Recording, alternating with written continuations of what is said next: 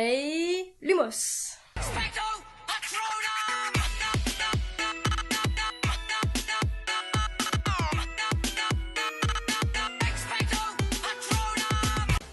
Bonjour à tous et à tous, j'espère que vous allez tous très bien comme d'habitude. Aujourd'hui on se retrouve pour une vidéo sur une théorie, et je pense que vous l'aurez lu dans le titre et vu sur la miniature. On va partir du principe que Harry se trompe totalement dans le tome du prince de sang mêlé et Malfoy ne serait pas devenu un mange-mort mais un loup-garou. Donc l'idée de base c'est que Drago se serait fait mordre par Fenrir Greyback, qui est un mange-mort assez connu, sur ordre de Voldemort pour punir Lucius de ses erreurs passées entre le journal intime et surtout la perte de la prophétie dans le tome 5.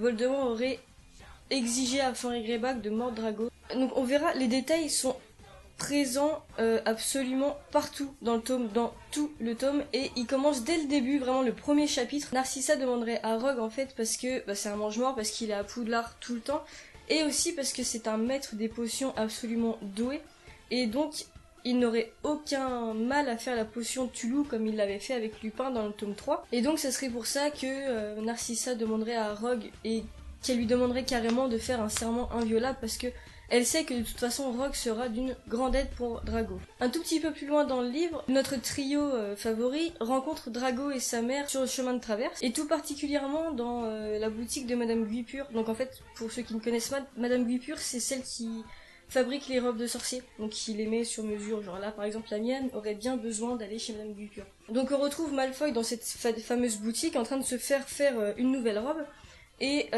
on se sent très énervé de voir déjà le trio, et encore plus dès que Madame Guipure s'approche de son bras gauche. Donc Harry fait évidemment la liaison entre le bras gauche et la marque des ténèbres, mais en fait dans cette théorie on partirait du principe que sa morsure est en fait tout simplement sur son bras gauche, c'est-à-dire que c'est un endroit assez accessible, donc il serait tout à fait possible que Fenrir il ait mordu sur le bras. Et donc ce fameux bras gauche, c'est avec ça entre guillemets qu'il intimide Barjo, et en fait ça ne serait pas à cause de la marque des ténèbres comme le dit encore une fois Harry, mais à cause de la morsure, car en fait c'est à ce moment-là que pour encore plus l'intimider, encore plus faire peur à Barjo, Drago parle de Fenrir Greyback. C'est un petit peu un nom de mange-mort inattendu, parce que Drago connaît bien d'autres mange-morts à part lui, et en fait on peut se rendre compte grâce à cette théorie que tout simplement Malfoy a peur de lui, donc il essaye de redonner sa peur à Barjo et l'intimider grâce à ça. Le plus gros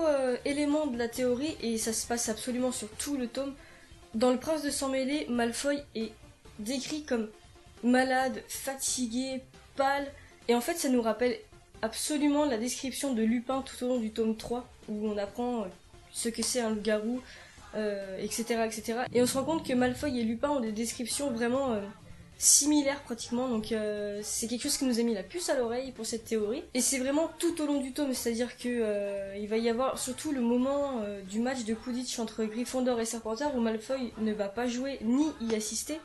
Et c'est quelque chose que, Malfoy ne pas jouer à un match, surtout contre Gryffondor, c'est assez étrange, on va dire. Donc pourquoi ça ne serait pas un moment de l'année, un moment de pleine lune, où il sentirait déjà les effets de la transformation? On sait pas. Il y a aussi ce moment où Malfoy essaye de s'incruster à la soirée de Slughorn, donc il se fait attraper par Rusard, et Rogue lui vient en aide. Seulement Rogue est décrit comme à la fois en colère et effrayé de Malfoy. Ils se connaissent depuis quelques années, il n'y a pas à être effrayé, sauf si Rogue est au courant que Malfoy est un loup-garou. Effrayé peut-être parce que la pleine lune l'approche, peut-être parce que lui, comme il l'aide à faire la potion Tulou, il sait qu'il ne gère pas encore très bien sa transformation. Effrayé que ça se sache, tout simplement. Il y a plein de choses comme ça. Effrayé, ce mot nous est apparu comme une évidence en fait, après avoir lu cette théorie. C'était évident que c'était pour ça. Et en parlant de transformation, dans le passage du tome où Harry est constamment sur sa carte du maraudeur à chercher Malfoy, il y a un matin, assez tôt, il se rend compte que Malfoy n'est pas dans son lit et n'est pas sur la carte. Donc nous, on pourrait se dire, maintenant qu'on sait que lorsqu'il n'est pas sur la carte, c'est qu'il est dans la salle sur demande, on pourrait se dire tout simplement que c'est l'endroit rêvé pour se cacher lors d'une transformation.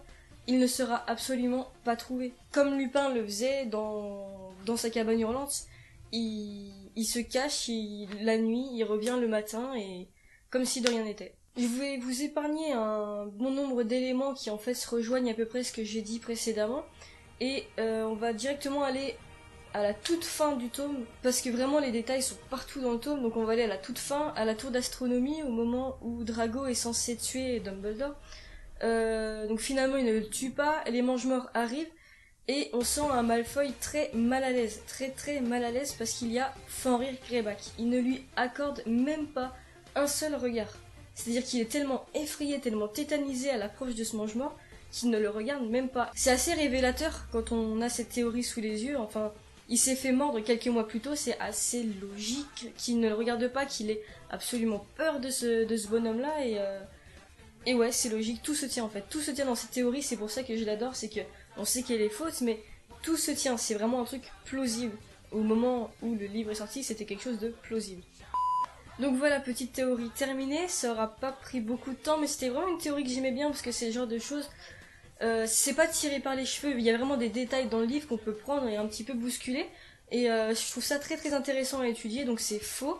J.K. Rowling l'a même mentionné dans un de ses tweets en disant que Drago n'avait jamais été un loup-garou, et que Rogue n'avait jamais été un vampire non plus. Mais bon, je trouvais ça vraiment très intéressant, surtout que les détails sont pas pris un par un, enfin c'est pas un petit détail là qui est raccroché à d'autres détails, c'est vraiment dans tout le tome, Malfoy est vraiment décrit comme Lupin.